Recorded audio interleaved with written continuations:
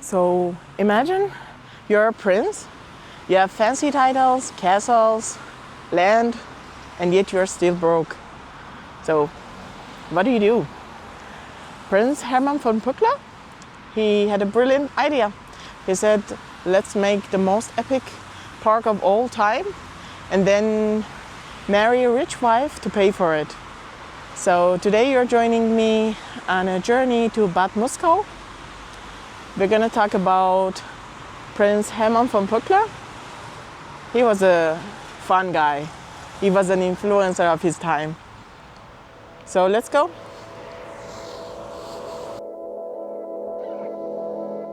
I would like to mention this isn't a travel vlog.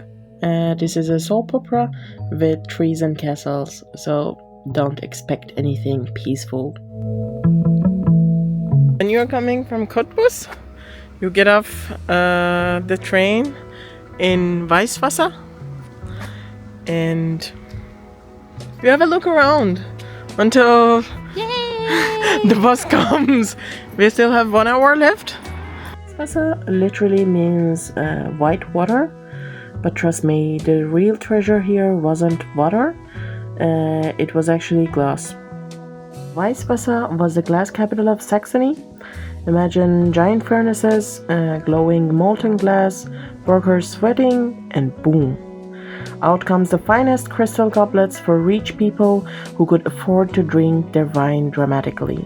This is the glass factory.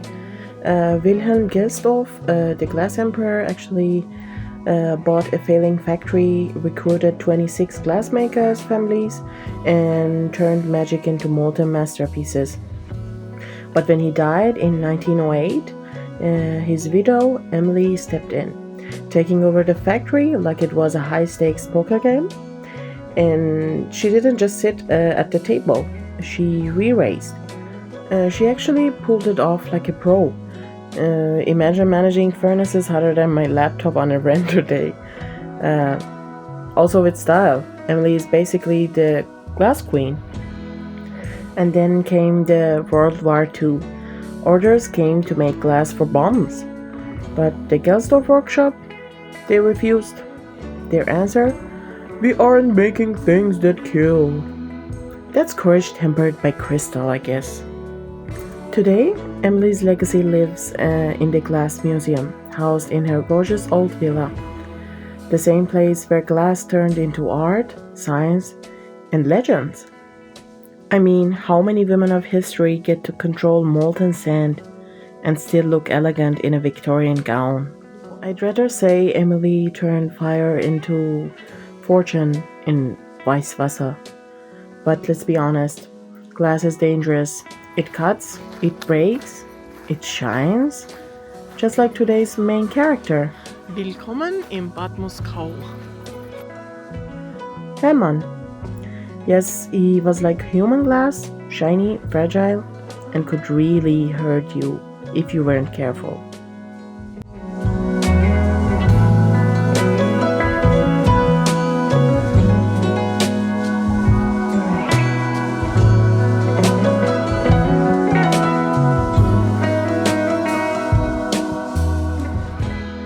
Today you're gonna meet Hermann von Pückler-Muskau, prince, playboy, heartbreaker, and a garden genius. What was he like? Well, imagine if Elon Musk, Casanova, and a TikTok influencer from 1820s had a baby. That would be Prince Hermann. He was rich, stylish, always traveling, loved art, loved women, but somehow always broke. He was so broke, he actually tried to find a super rich English wife just to fund his lifestyle. Spoiler, it didn't work. The English ladies weren't impressed. And this is his castle. Hermann built it not to hide away, but to show off. You see, he wanted to impress visitors. And oh boy, he had many. Artists, kings, even international friends. He once traveled to England and met celebrities of his time, like the Kardashians of the 1800s. But Hermann had something else, a vision. Not just for money, but for beauty. He looked at Muskau, saw swamps and sand, and said, I will turn this into a paradise. And he did. He created one of the most beautiful landscape parks in all of Europe. اینفلوئنسر زمانش بوده. مثلا اگر که اینستاگرام اون موقع میبوده اینفلوئنسر زمانت را بشنو. خدا اگر که اینستاگرام اون زمان میبوده مطمئنم مثلا میرفته تو لندن جلوی کافه عکس میذاشته میگه هشتگ looking for a sugar mommy. به خدا. Now castles look eternal, right? But this one? No. It burned down in 1945 and gone. All the beauty, the history turned into ashes. But here's the twist. They rebuilt it. They didn't just slap on some walls. They really tried to capture Hermann's spirit. And let me tell you, walking inside today feels like time travel. Every room whispers, I was once fabulous. I burned, and now I'm fabulous again.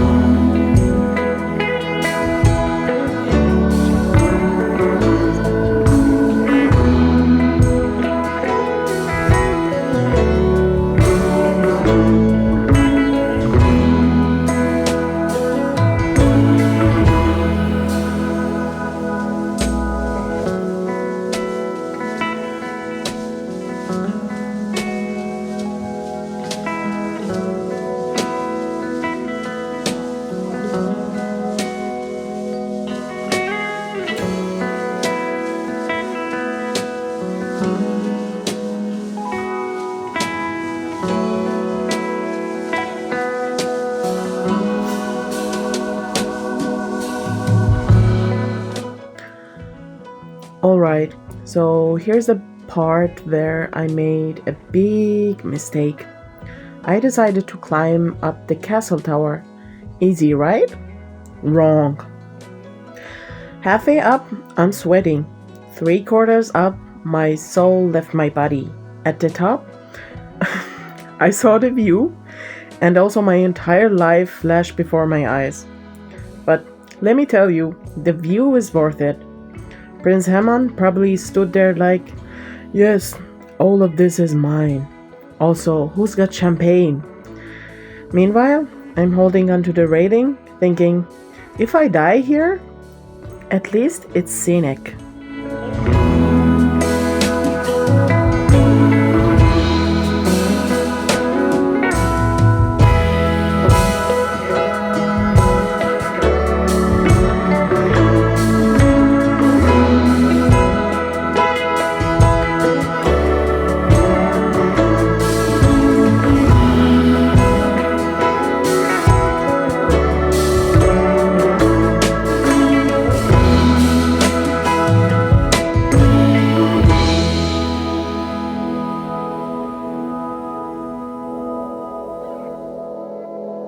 The museum is wild.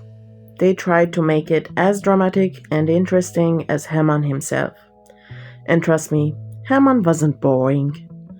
You walk through his rooms, the library filled with books from all over Europe. This guy read everything. Poetry, science, gossip. His desk? Probably where he wrote letters to his lovers. To all of them.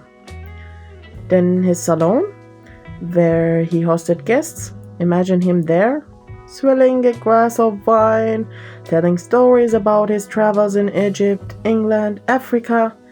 He was basically the world's first travel influencer. Except, instead of Instagram posts, he wrote books, and people actually read them. Okay, so apparently this machine will give me a love letter from Prince Pückler himself. Imagine a 19th century heartbreaker playboy sliding into your DMs, but with ink and paper.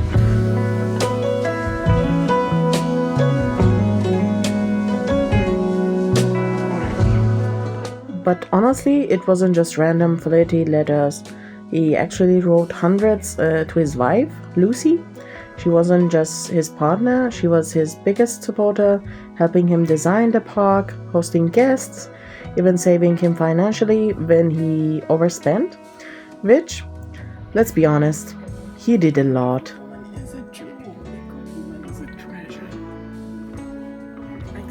Now, let's talk about the woman Lucy von Pückler.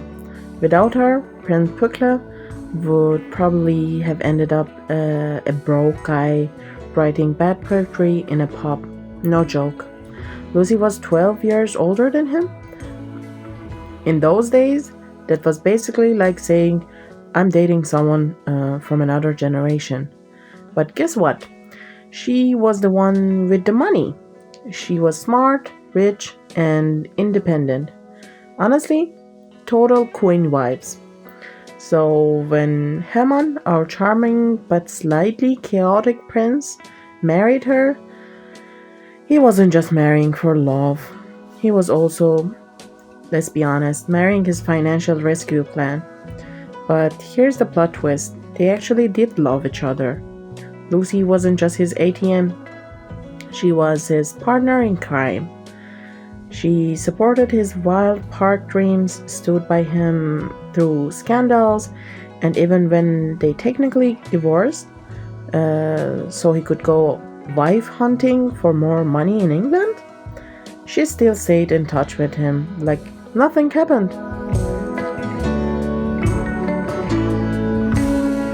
Hermann lived rich, parties, travels, fancy friends, but behind the curtains, he was broke, always borrowing money, selling land, even selling pieces of his park.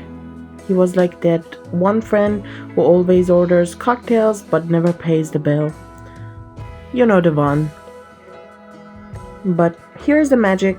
He left us something timeless. This park, these gardens, this stream.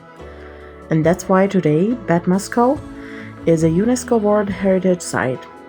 Because it's not just trees and grass. It's a story of one man's obsession with beauty. His crazy lifestyle, his failures, his brilliance, and his legacy.